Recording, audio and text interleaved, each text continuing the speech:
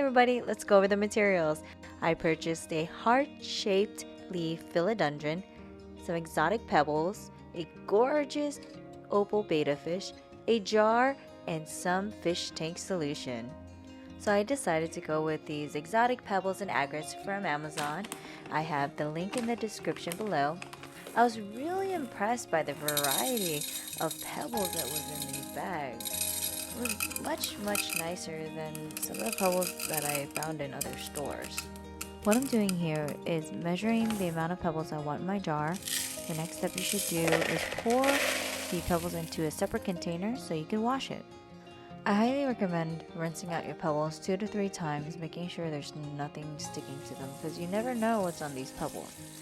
Now keep in mind, I am using pebbles for this fish tank. However, you do have other varieties out there. Be creative. I highly encourage you to think of other things to put into the jar. You could place sand, crystals, whatever you feel like. As long as it's safe for the fish though. Do keep that in mind. We want our pets to be happy and healthy. Next, we wash the jar. I like to wash the jar with hot water and repeat the process 2 to 3 times. Please do not use soap to wash the jar because soap can leave oily residue behind that can be extremely harmful to fish gills. Shika shika shika, rinse rinse rinse, shika shika shika.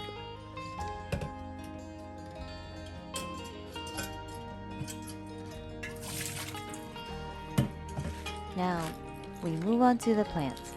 What I like to do is pick out the healthiest leaves with the longest roots.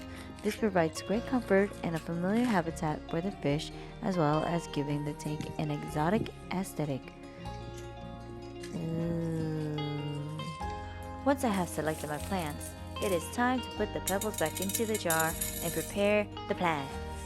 I put the pebbles back into the jar by hand for 2 reasons. 1 is to make sure I do not damage the jar, and 2, I like to organize the color scheme and placement of the pebbles. For the plants, I like to pull out the dead roots so they do not contaminate the water, and it also promotes healthy growth. Give them a thorough wash as well to make sure we are not bringing in any external pollutants into the jar. Bad roots, bad. As I mentioned earlier, I highly encourage you to bring your own creativity and personality into the project. For this next step, I decided to add some crystals into the tank. I am a big fan of crystals, and if you are interested, please let me know down in the comments below if you would like me to make videos of the types of crystals I have. These are the crystals I selected, and each one has their own meaning in the tank. If you like these crystals, the link is in the description. I make sure I place them in a position that both pleases my eyes and as well as provide comfort for my little fishy. Now we add water. I used filter water in addition to the solutions I put into the tank. I carefully pour the water so I do not move the placement of the crystals because they're pretty. These are the brands of water treatment that I purchased from your local Petco store. I like to use these brands because there's no risk of overdosing with the treatment. Even though it says they do not overdose, make sure to read the instructions prior to using any treatment for your pet. After adding in the solution, I like to pour in the rest of the water. I like to pour it all the way to the top of the jar.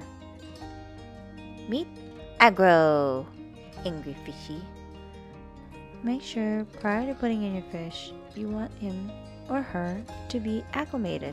And how I did that was I placed Aggro into a plastic Ziploc baggie, and I placed the baggie into the jar and let him sit for about at least half an hour to an hour until he was ready to go into his new home.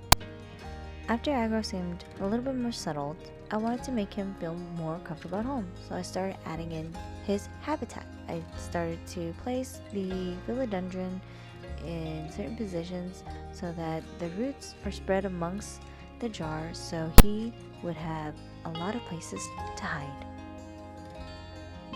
And there you have it!